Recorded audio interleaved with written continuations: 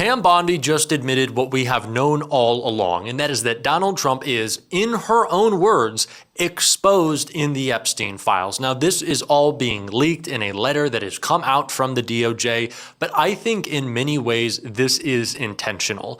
The Epstein files cover-up hasn't just been about Donald Trump, Pam Bondi, and Todd Blanche breaking the law to prevent transparency within the government.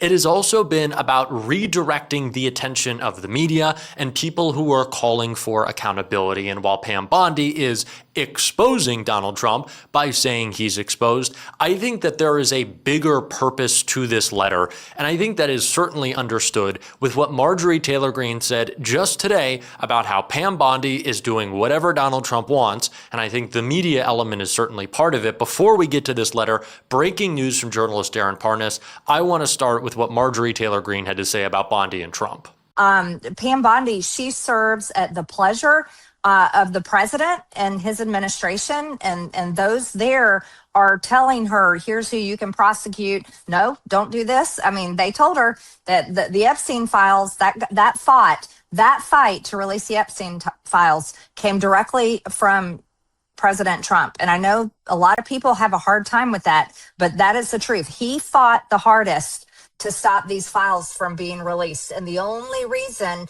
that he signed our bill that we passed in the House was because he had to. It became a massive political problem. Biggest political miscalculation in Donald Trump's career was calling this a hoax, fighting the release of it, and having Mike Johnson, the speaker, refuse to bring the bill to the floor, to the point where Thomas Massie, myself, Nancy Mason, Lauren Boebert actually had to vote with all of the Democrats to get it released, to get it. Again, it is clear that Pam Bondi has gone out of her way to do whatever Donald Trump wants. And as behind the scenes, he's criticizing her, calling her weak and ineffective, it makes sense that Pam is going to be playing to her audience of one, doing whatever she possibly can to block the release of files. But more importantly, I think even at this point, to obfuscate the truth, right? To kind of muddy the waters. And we've already seen that from the right-wing media now. I think we've seen plenty of examples of Donald Trump's stooges in the right-wing media or in corporate media defend him.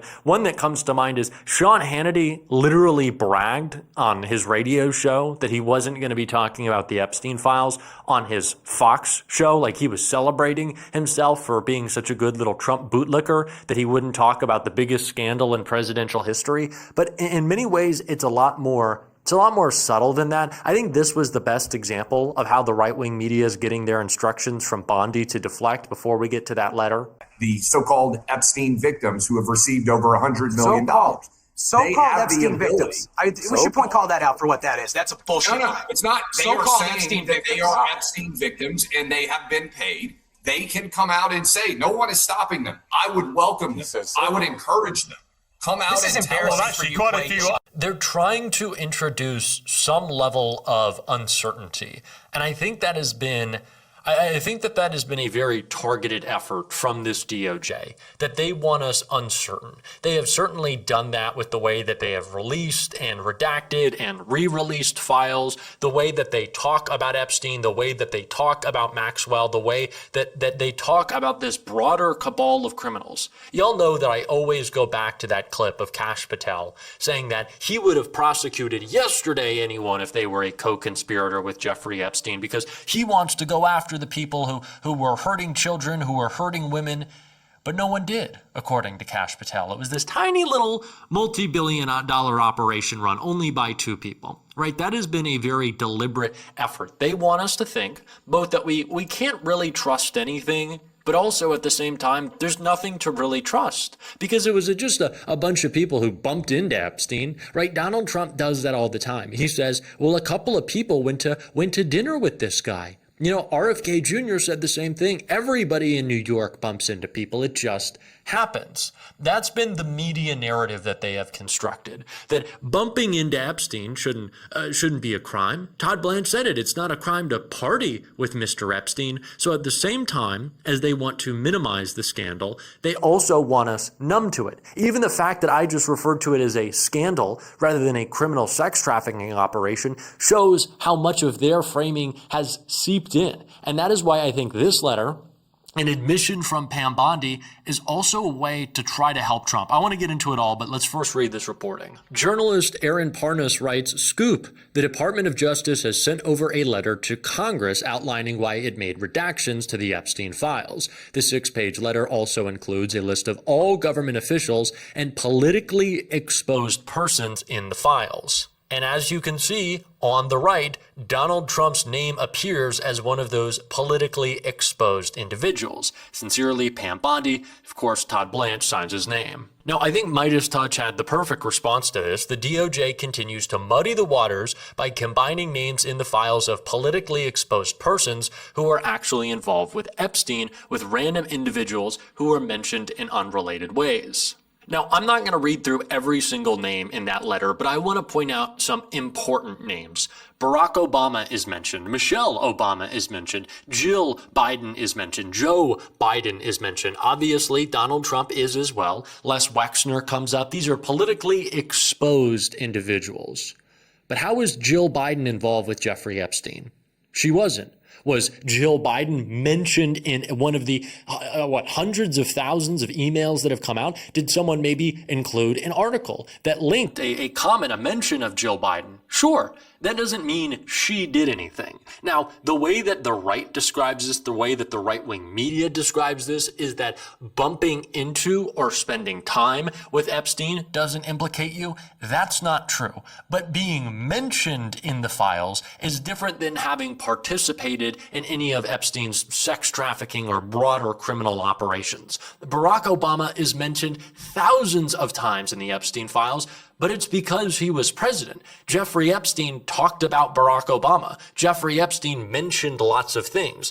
Barack Obama never met with Jeffrey Epstein. But to call him as politically exposed as Donald Trump is obviously an effort to muddy the waters. They want us to believe that a bunch of people bumped into Epstein, engaged with Epstein, and that they all sit on the same level. That Donald Trump calling Epstein his best friend of a decade is the same as Jeffrey Epstein in, 2013, mentioning Jill Biden's name in an email about who knows what. They want to make those things equivalent. That is the media operation that they are after right now. And the corporate media has so bought into it. They have clearly bought into it. Now, I don't know, and I actually asked Aaron, because he's a friend of mine, that's my transparency, who the member of Congress was that released this letter. Aaron is a journalist. He can't reveal his sources. He wasn't able to tell me. But I'm going to go ahead and guess. Probably Thomas Massey. Maybe it was Robert Garcia. I don't know. I think it would likely be Massey. Again, Aaron did not want to reveal his sources. He's an actual good journalist. I'm going to go ahead and guess that it's Massey.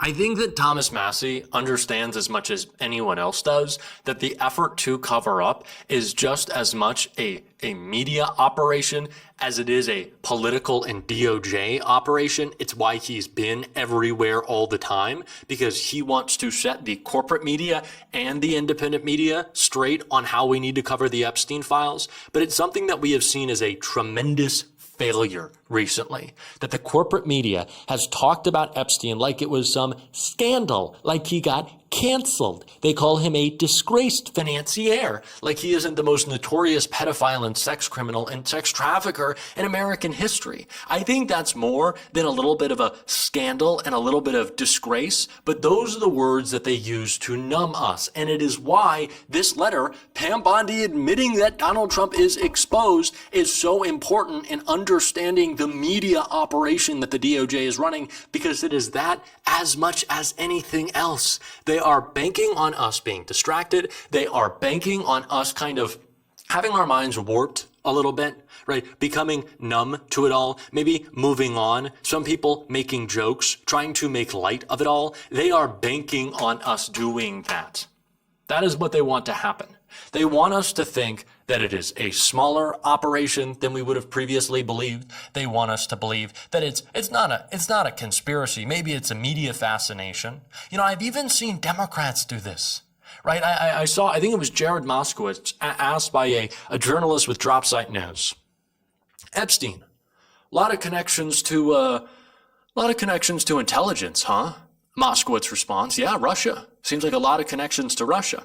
this journalist brings up. Well, he also had connections to the Mossad, connections to Israeli intelligence. He had an Israeli spy stay with him. He had a former Israeli prime minister stay with him for long periods of time.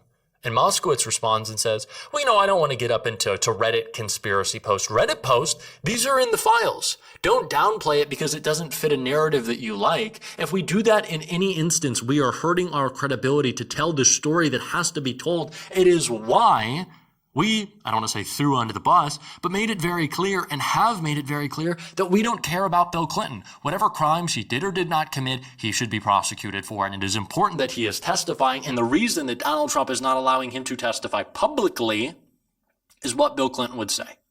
Donald Trump knows that if Bill Clinton is testifying behind closed doors, then it seems like there are still some Democrats who are keeping some level of secrecy over the Epstein files. Why would that be? Both parties are the same. Everyone's implicated. We should just move on. Who even cares? That is the exact type of thought process that they are after. It is a media game as much as it is obstruction within the government. And we have to recognize that and respond to it. We have to make sure that our outlets, whatever they are that you watch, are telling this story with the right language. Never has the language that we use to describe individuals or events ever been more important.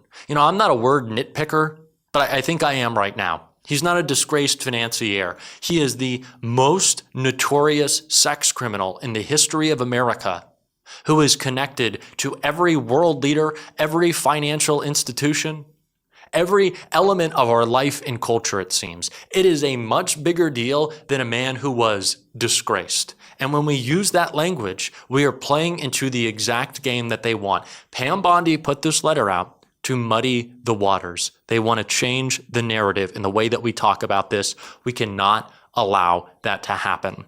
I certainly will not on this show. I appreciate the great journalism of my good friend Aaron Parnas. We are going to continue to follow this all and give it the actual hair on fire reaction that it deserves. And if you want to support that, as always, you can hit that subscribe button. If you want to support the show more broadly and our other efforts that we are trying to build with this platform to change our media, you can also go subscribe to Shift. You can do that down below or right here. If you click this little bubble, you can subscribe to Shift. You can also click to watch our latest video. We need to change our media. We need to change our politics. I will continue to try to do that. Keep on fighting, y'all. Don't let them silence you. And until next time, I'll see you soon.